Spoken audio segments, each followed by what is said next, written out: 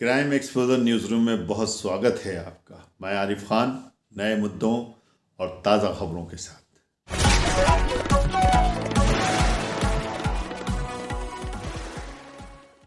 मैंने जैसे कि कहा कि रामपुर में ये दिन बहुत गहमा गहमी का दिन था, यानी 1 दिसंबर जो था बहुत गहमा गहमी का दिन था। अखिलेश यादव थे, आदम खां की स्पीच थी, तो उधर जयाप्रदा भी रामपुर में पहुंच चुकी थी। उन्होंने आकाश सक्सेना हनी के लिए काफ़ी समर्थन दिया, लोगों से वोट मांगे, जगह जगह प्रचार किया, सभाएं की। इसी कड़ी में शाम को 6 बजे रामपुर के नेशनल मैरिज हॉल के अंदर उनकी एक सभा का आयोजन किया था। मशकूर मियाँ ने इस सभा का आयोजन किया था। उन्होंने लगभग 800 चेयर्स डाली थी, जिस पर उनका कहना यह था कि उनके दोस्तों ने कहा था कि इतनी चेयर्स आप डाल रहे हैं, इतने लोग आ पाएंगे ना पाएंगे। मैं खुद वहाँ पर मौजूद था, मैंने देखा कि वो 800 चेयर्स के अलावा लोग खड़े हुए थे, बाहर सड़कों पर भी थे। बहुत कामयाब उनकी ये मीटिंग थी। जब मैंने ये सभा थी, लेकिन सभा जलसे में बदल गई थी, लोगों को चलने तक की वहाँ पर जगह नहीं मिल रही थी। मैंने भी कोशिश की थी जयप्रदा से बात करने की कि अपना माइक ले जाकर उनसे कुछ सवाल करूँगा, लेकिन इस भीड़ के कारण मेरा माइक भी उन तक नहीं पहुँच पाया। तो उस सभा के अंदर जो आकाश सक्सेना हनी ने जो स्पीच दी, लाजवाब स्पीच दी, मुद्दों पर बात की, और अगर उन्होंने जिस तरह से कहा और सरकार में जिस तरह से उनकी एंट्री हो गई और वो आ गए, विधायक चुन लिए गए, तो उनके वादों के हिसाब से रामपुर के लिए रामपुर को स्वर्ग बनते देर नहीं लगी। देखिए, सारे जितने महानुभाव हैं, मेरे बुजुर्गों और मेरे नौजवान साथी, ये सभी को पता है कि आने वाली 5 तारीख को रामपुर में चुनाव है।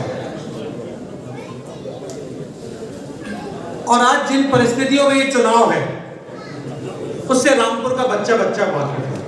पहले उत्तर प्रदेश में एक लहर चल रही थी, जिस लहर के जरिए हर मेरे मुसलमान भाई को इस बात का एहसास था कि उत्तर प्रदेश में समाजवादी पार्टी की सरकार बन सकती है। और इस लहर की वजह से हमारे रामपुर के ही नहीं, उत्तर प्रदेश के अधिकतर जिलों में एक तरफा वोटिंग हुई। लेकिन उस वोटिंग के बाद उत्तर प्रदेश में भारतीय जनता पार्टी की सरकार बनी। और इस उत्तर प्रदेश में भारतीय जनता पार्टी की सरकार बनने के बाद योगी आदित्यनाथ जी मुख्यमंत्री थे। 6 महीने इस सरकार को बीत चुके हैं और 4.5 साल अभी सरकार के अभी बाकी है। मैं ये सब कहानी इसलिए बता रहा हूं कि आज मुख्यमंत्री श्री योगी आदित्यनाथ जी ने एक मौका दिया है रामपुर वालों को। एक ऐसा मौका दिया है जिससे वो अपने एक वोट से सरकार का हाथ थाम सकते हैं। और इस तरीके से हाथ थाम सकते हैं कि आज मुख्यमंत्री श्री योगी आदित्यनाथ जी पूरी तरीके से इस विश्वास में हैं कि रामपुर का हिंदू और मुसलमान आज भारतीय जनता पार्टी को यहां से जिताने जा रहा है। जिसकी बहुत बड़ी वजह एक ये भी है कि यहां बैठे हुए जितने जो हमारे बुजुर्ग बैठे हैं, उनको सभी को पता है कि हमारा रामपुर एक जमाने में उत्तर प्रदेश में इंडस्ट्रीज के मामले में दूसरे नंबर पर आता है। रामपुर में रजा टेक्सटाइल हुआ करती थी, रामपुर में रजा शुगर फैक्ट्री हुआ करती थी, हंसा साइकिल फैक्ट्री हुआ करती थी, मोदी जेरॉक्स हुआ करती थी, और न जाने कितनी बड़ी बड़ी फैक्ट्री हमारे रामपुर में थी। लेकिन यहां के कुछ राजनीतिक लोगों ने उन फैक्ट्रियों को धीरे धीरे करके बंद कराना शुरू किया। और बंद कराने के बाद रामपुर के नौजवान से कारोबार, रोजगार छीनकर उसके हाथों में रिक्शा थमाने का काम किया। और जब रिक्शाओं से दिल नहीं भरा तो ये कहा गया कि देखो, मैंने पैडल वाली रिक्शा ले ली, मैंने इनको बैटरी वाली रिक्शा दे दी। और जब उससे भी दिल नहीं भरा तो आपने हिंदुस्तान में 3 टूर्नामेंट सुने होंगे, आपने क्रिकेट टूर्नामेंट सुना होगा, आपने हॉकी टूर्नामेंट सुना होगा, आपने फुटबॉल टूर्नामेंट सुना होगा, लेकिन इन साहब ने अपनी यूनिवर्सिटी में रिक्शाओं का टूर्नामेंट कराया और मई जून की तपती गर्मी में वो टूर्नामेंट करवाया और उस टूर्नामेंट में ये कहा गया कि जो फर्स्ट आएगा उसको भी इनाम में रिक्शा ही मिलेगी। मैं ये बातें सिर्फ इसलिए बता रहा हूं कि कम से कम आपको याद रहना चाहिए। कहा जाता है कि मैंने रामपुर में उत्तर प्रदेश का सबसे बड़ा पुल बनवाया और सबसे बड़े होने के साथ साथ उत्तर प्रदेश का सबसे महंगा पुल बनवाया, 350 करोड़ रुपए का पुल। हम पुल के खिलाफ नहीं हैं क्योंकि वो यूनिवर्सिटी जाता है और वहां हमारे भी भाई बहन, लेकिन अगर उस 350 करोड़ रुपए के पुल की जगह, क्योंकि उस पुल पे सिर्फ एक ही साहब की गाड़ी जाती है और अकेला ऐसा पुल है जिस पुल के नीचे से ना तो कोई रेलवे लाइन जाती है, ना कोई नदी जाता है, ना कोई नाला जाता है। अगर उस पुल की जगह 350 करोड़ रुपए की कोई इंडस्ट्री लगाई जाती तो आज कम से कम 2000 मेरा जो नौजवान रिक्शा चला रहा है वो कम से कम काम से लगा।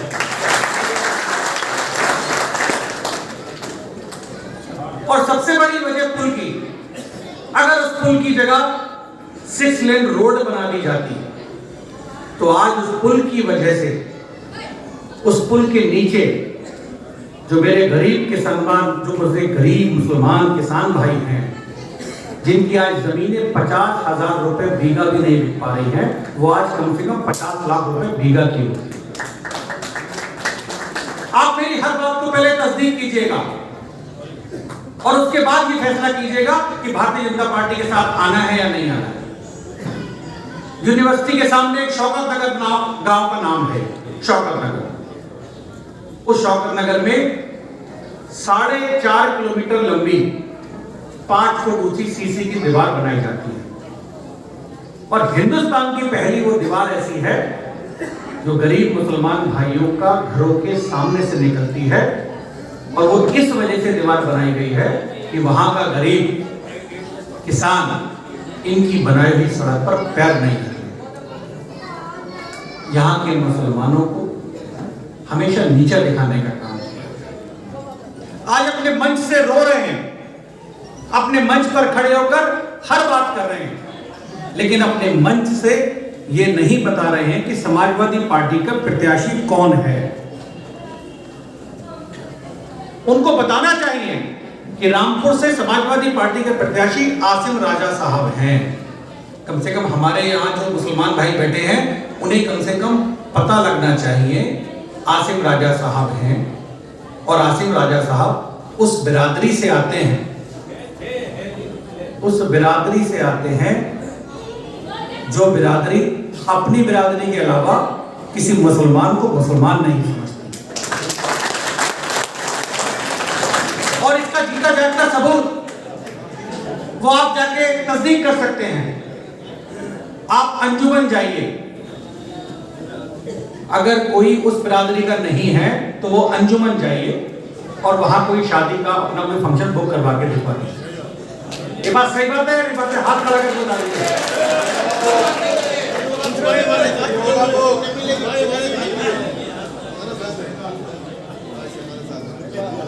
मेरा कोई भाई वहां जाता है तो ये कह के मना कर दिया जाता है कि ये स्कूल है, हम शादियों के लिए नहीं देते, जबकि अपनी बिरादरी वाले के लिए उसमें हर चीज वहां फ्री दी जाती है।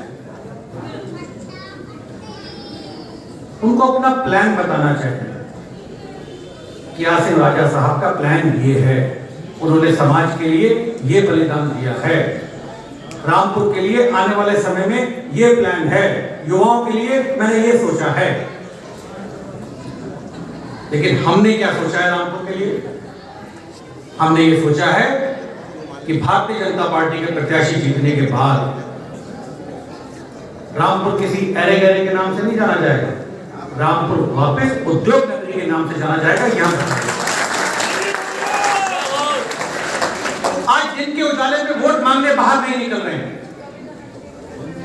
क्योंकि उनको डर है कि कोई मुसलमान भाई उनसे ये नहीं पूछ ले कि कुरान शरीफ आपकी यूनिवर्सिटी में दीवार के नीचे जमीन पर क्या करें, और वो कुरान शरीफ हमारे हिंदू धर्म में सबसे बड़ा दर्जा गीता को दिया जाता है, उसी तरीके से आपके धर्म में सबसे बड़ा दर्जा कुरान शरीफ का दिया जाता है। और वो कुरान शरीफ जो पूरी दुनिया में सिर्फ 3 है, उसमें से एक मदरसा आलिया में रखी, वहां से उसको उठाकर अपनी यूनिवर्सिटी की दीवारों के नीचे चुनवा दिया जाता है, और ये चीज पूरी मीडिया ने देखी है। इसलिए दिन के उजाले में वोट नहीं मांग रहे। मित्रों, आज बात कर रहे हैं हिंदू मुसलमान की, क्योंकि उनके पास कोई मुद्दा नहीं है। वो ये कह नहीं सकते कि मैंने रामपुर के मुसलमान भाइयों के लिए क्या किया है। हिंदू मुसलमान की जो बात कर रहा है, रामपुर में वजूद की बात कर रहे हैं। और मैं ये बातें आप लोगों को इसलिए बता रहा हूं कि आने वाले 3 दिन में अभी और जिन्हें क्या क्या बातें करेंगे, लेकिन आप लोगों के पास हर बात का जवाब रहना चाहिए। जो हिंदू मुसलमान की बात कर रहा है, मैं उसके बारे में आज आपको बताता हूं। जहां मेरे पुराने जो बुजुर्ग बैठे हैं, वो आज याद करें 30 साल पुरानी बात, जब रामपुर में नवाब साहब को हराने के लिए इन्होंने मुसलमान कैंडिडेट खड़ा करा और जनसंघ के प्रत्याशी राजेंद्र कुमार शर्मा जी को एमपी बनवाया, वहां वोट मांगे। मेरी हर बात को पहले तस्दीक कीजिएगा। जितने मेरे यहाँ नौजवान साथी हैं, वो अपने घर पर जाकर अपने बुजुर्गों से पूछिएगा कि तब हिंदू मुसलमान नहीं था। आप तो खुद अपने मंच से ये बात बोलते हैं कि मैंने जनसंघ के प्रत्याशी के लिए जाके जगह जगह वोट मांगे।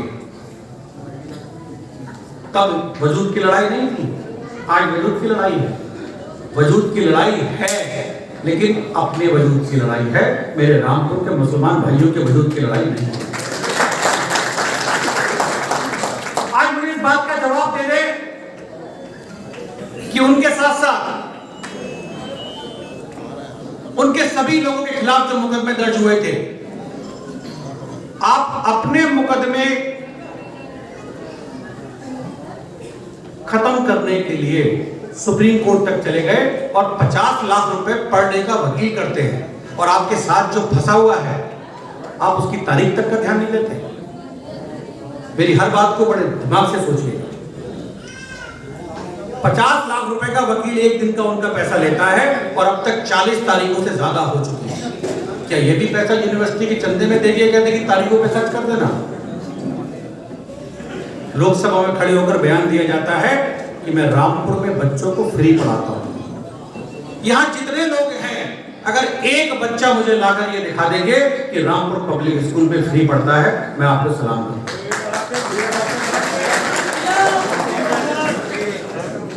मित्रों, रामपुर की जनता को सिर्फ बेवकूफ बनाने का काम किया, लेकिन आज मैं सिर्फ आप लोगों से सिर्फ 50 आपने साल उनको दिए हैं।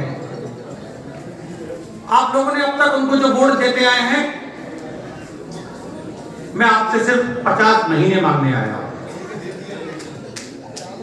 और मैं आपको यह विश्वास दिलाता हूं कि उस 50 महीनों में मैं रामपुर के लिए वो काम करके दिखाऊंगा जो उन्होंने 50 साल में नहीं किया।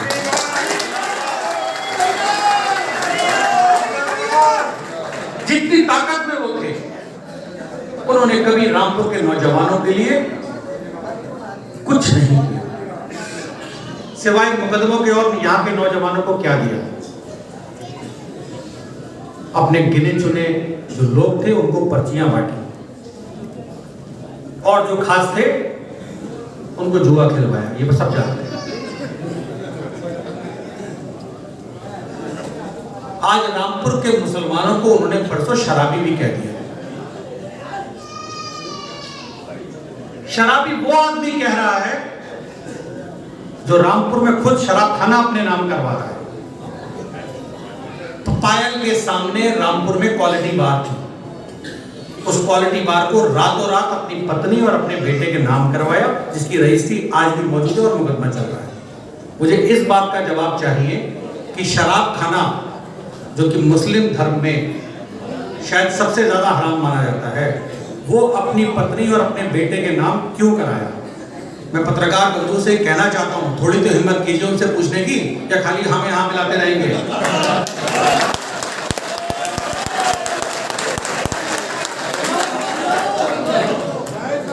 मित्रों, पत्रकार बंधु को भी अब जागना पड़ेगा। हमसे 50 सवाल पूछते हो, वहां 5 सेकंड में सवाल नहीं पूछा जाता आपसे, लेकिन आप पूछिए उनसे, शराब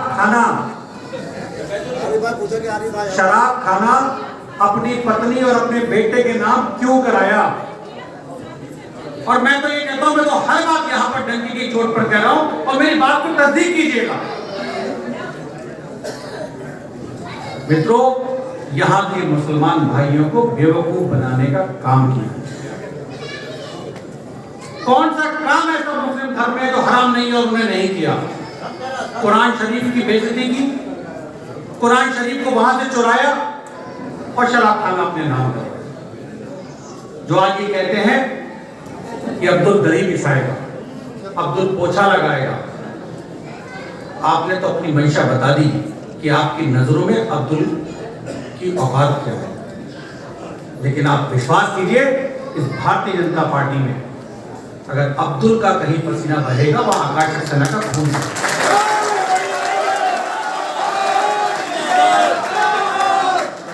मैं सिर्फ आपसे 50 महीने मांगने आया हूं,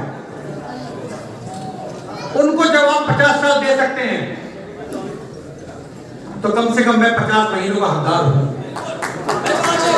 और मैं अपने नौजवान साथियों से ये कहना चाहता हूं कि इस बार हिंदू मुस्लिम की दीवारों को तोड़ दीजिए और इस बार रामपुर में क्रांति लिख दीजिए। इतिहास गवाह है मेरे नौजवान साथियों कि जब जब जवानी जागी है, जिस ओर जवानी चलती है उस ओर जमाना चलता है, और जब जवानी एक साथ चलती है तो हवाओं को अपना रुख बदलना होता है। मित्रों, एक बार आप भारतीय जनता पार्टी का साथ देके दीजिए, क्योंकि आपका वोट अगर समाजवादी पार्टी को जाता है तो वो गड्ढे पे जा रहा है। मैं सिर्फ ये सिखाना आपको चाहता हूं और बताना चाहता हूं, अगर आज आपका वोट साइकिल को जाता है तो आसिम राजा साहब इतने जिम्मेदार नहीं है, उनका कोई गुनाह नहीं है, चुनाव में खड़े हैं। गुनाह उस आदमी का है जो साइकिल को वोट डाल रहा है, और वो गुनाह इसलिए है कि वो वोट देने वाला रामपुर के नौजवान का भविष्य खराब कर रहा है। रामपुर के जो गरीब हैं, जो आज बढ़ सकते हैं, उनके भविष्य पूरी तरीके से खराब कर रहा है समाजवादी पार्टी को वोट देकर। मित्रों, आप विश्वास कीजिएगा, एक वोट आपका सरकार से जोड़ रहा है। आप अगर एक वोट भारतीय जनता पार्टी को डालते हैं तो आप सीधे तौर पर सरकार के साथ हैं। मित्रों, बात तो बहुत है करने के लिए, लेकिन चूंकि जयप्रदा जी आज आप लोगों के बीच हैं, वो भी कुछ कहना चाहती हैं। मैं सिर्फ आपको इस विश्वास के साथ कि इस बार सिर्फ 50 महीने मुझे दीजिए, आपको मुझसे वफा मिलेगी, और जीवन में मैं आपको ये विश्वास दिलाता हूं कि जैसे आप 100 नंबर डायल करते हैं, गाड़ी आने में 5 मिनट लगते हैं, मैं आपके बीच में 1 मिनट में हाजिर होऊंगा।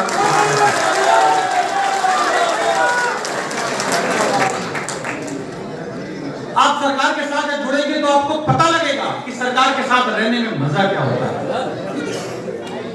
किसी सरकारी अधिकारी की हिम्मत नहीं होगी मेरे किसी गरीब आदमी बिजली की जाके चेकिंग कर ले।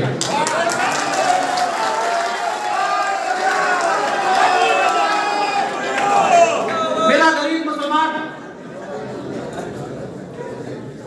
बेवजह अफवाहें फैलाई जाती है, उल्टी सीधी अफवाहें फैलाई जाती है, लेकिन आप विश्वास कीजिए, मैं आपको ये बता के जाता हूं कि जितने भी मेरे गरीब मुसलमानों के जो बिजली के बिल हैं, मैं उन बिलों को रिकंसीडर करवाऊंगा और कोशिश करूंगा कि इन बिलों को माफ किया जाए। दूसरे जो मेरे जो रिक्शा जो चलाते हैं नौजवान, पहले तो मैं कोशिश ये करूंगा कि उनको पहले मैं कैसे रोजगार पे लगा सकूं, और जब तक वो रोजगार पे नहीं लगेंगे तब तक मैं इस मंच के माध्यम से आज आपको बता रहा हूं, जब मेरे गरीब को बीपीएल कार्ड पर राशन फ्री मिल सकता है, उसको पेट्रोल पंप पे हवा फ्री मिल सकती है, तो रिक्शा चालकों की चार्जिंग के फ्री स्टेशन बनवाऊंगा और अपने हर नौजवान साथी की रिक्शा की सर्विस 1 महीने में फ्री होगी। जब रेलवे स्टेशन पर मुसाफिर खाना बन सकता है, तो एक मुसाफिर खाना मेरे रिक्शा वाले भाइयों के लिए बनेगा, ये भी बताऊंगा। मित्रों, बातें तो बहुत है करने के लिए, लेकिन क्योंकि मैडम को बोलना है, हम फिर मिलेंगे इस वादे के साथ कि 5 तारीख को। अब मुझे हाथ खड़ा करके बता दीजिए कौन कौन सा साथ में है। आकाश सक्सेना ने कहा कि आप आदम खां को 50 साल से देख रहे हैं, 4.5 साल की सरकार है, मुझे सिर्फ 5 महीने देखिए, अगर मैं आपकी उम्मीदों पर खरा नहीं उतरूं तो उसके बाद जो आपका जी चाहे वो। दोस्तों, जयप्रदा की आज कई जगह मीटिंग्स थी। आकाश सक्सेना के लिए उन्होंने कई जगह वोट मांगे। शाम को 6 साढ़े 6 बजे करीब रामपुर के एक नेशनल मैरिज हॉल में उनकी मीटिंग्स की, जिसको मशकूर मियां ने ऑर्गेनाइज किया था। वो आपने उपस्थित कराया और बहुत अच्छा लगा। अरे अरे बोल पूरा लिस्ट सवाल पूछना चाहती हूँ, आखिर ये उपचुनाव क्यों आया है? आप सबको पता है कि एक ही इंसान बार बार उन्हीं को आप जिताते हैं। आज मैं यहाँ कुछ ऐसे बातें कहना, में डेवलपमेंट की जरूरत है, रामपुर में रोजगार की जरूरत है, उद्योग की जरूरत है। आप 40 साल आजम खान साहब को आपने जिताया, इस 40 साल में क्या किया है आप बताइए रामपुर के लिए। कोई किसी का रोजगार नहीं है, हमारे बच्चे बड़े होते हैं लेकिन रामपुर में रहने का नहीं होता है, तो फिर वो लोग रोजगार के लिए बाहर चले जाते हैं। हम चाहते हैं कि यहाँ पे सुधार लाए, हम चाहते हैं यहाँ पे हमें लेकर आए हैं रामपुर, तब मुझे रामपुर के बारे में कुछ पता नहीं है, लेकिन जब जब रामपुर वालों को जो जो चाहिए, मैंने तब तब कुछ उनके लिए साथ देने के लिए, उनका काम करने के लिए मैंने पूरी कोशिश की।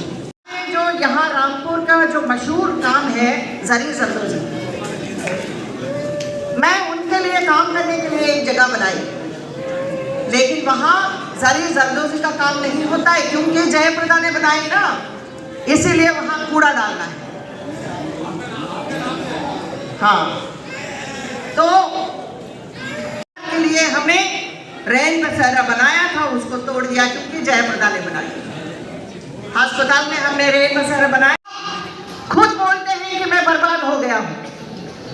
किस लिए बर्बाद हो गए? किसने बर्बाद किया आपको?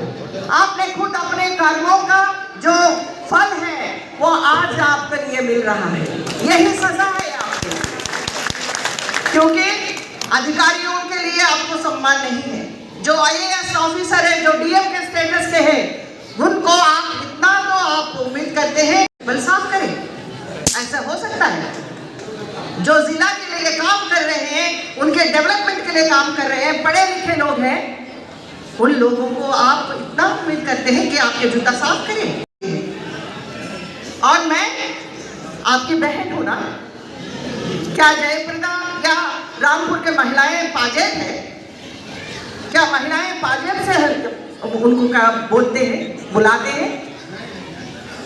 महिलाएं पाजेब नहीं है, माथे की बिंदियां होती है, उनको सर पे रखना चाहिए। क्या अल्लाह से बढ़कर है आप?